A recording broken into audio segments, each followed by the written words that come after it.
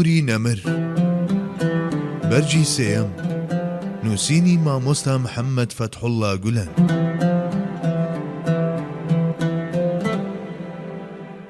لە ناو نوێژدا لە پاش تەکبیری دەستپێکردن ئەم دوعایی دەخوێند: وجهت وجهي للذي فطر السماوات والأرض حنيفا مسلما وما أنا من المشركين إن صلاتي ونسكي ومحياي ومماتي لله رب العالمين لا شريك له وبذلك أمرت وأنا من المسلمين اللهم أنت الملك لا إله إلا أنت ربي وأنا عبدك ظلمت نفسي واعترفت بذنبي فاغفر لي ذنوبي جميعا إنه لا يغفر الذنوب إلا أنت.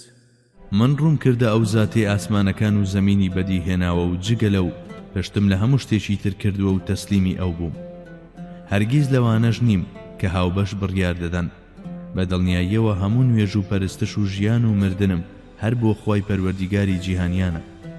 ئەو زاتە هیچ هاوڵ و هاوبەشێکی نییە. منیش هەر بەمە فەرمانم پێکراوە و یەکێکم لە مسڵمانان. خودایە تۆ مەلیکی، هیچ خوایەکی تر نییە جگە لە تۆ. تۆ پەروەردگاری منی و منیش بەندەی تۆ. ستەمم لە نەفسی خۆم کردووە و دان دەنێم بە گوناهەکانمدا. سا لە هەموو گوناهەکانم خۆش بە، چونکە جگە لە تۆ هیچ کەسی تر نییە لە گوناهان خۆش بێت. یەکێکی تریش لەو دوعایانەی کە لە ڕکوعدا دەیخوێند ئەمەیە: اللهم لك ركعت وبك آمنت ولك أسلمت خشع لك سمعي وبصري ومخي وعظمي وعصبي وما استقلت به قدمي لله رب العالمين.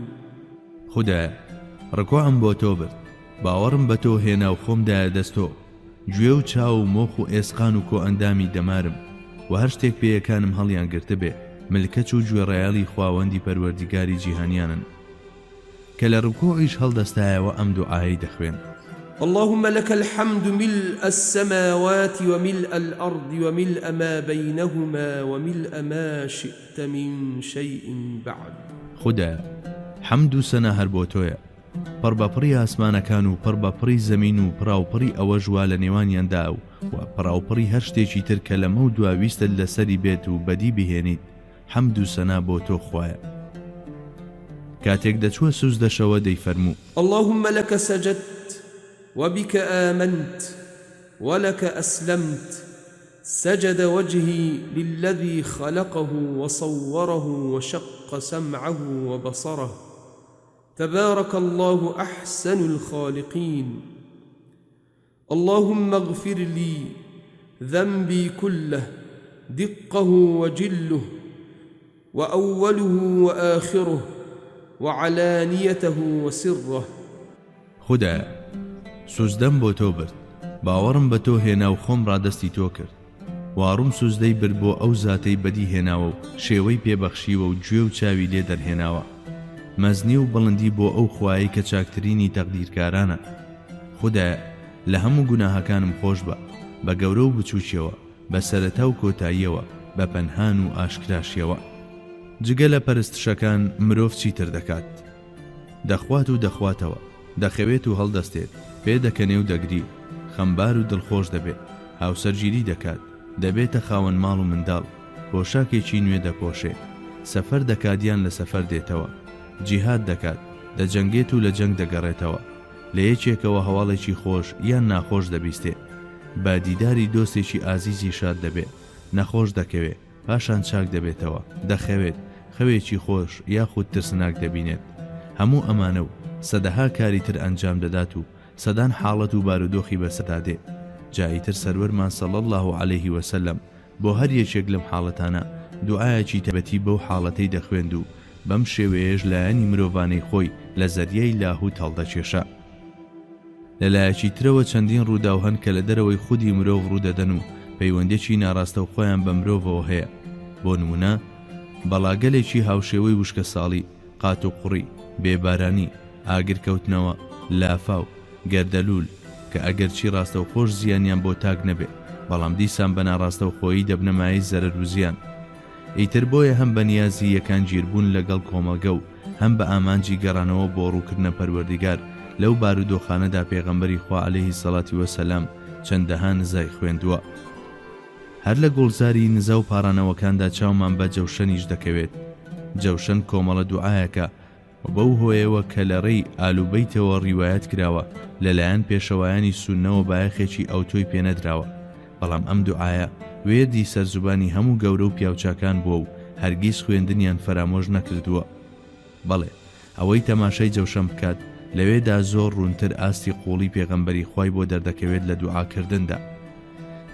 جا هەروەک لە سەرەتای ئەم بەشەشدا وتمان دەرگای ئەم باسەمان بۆ ئەوە واڵا نەکرد تا بچینە خزمەت هەموو دوعاکانی سەروەرمان.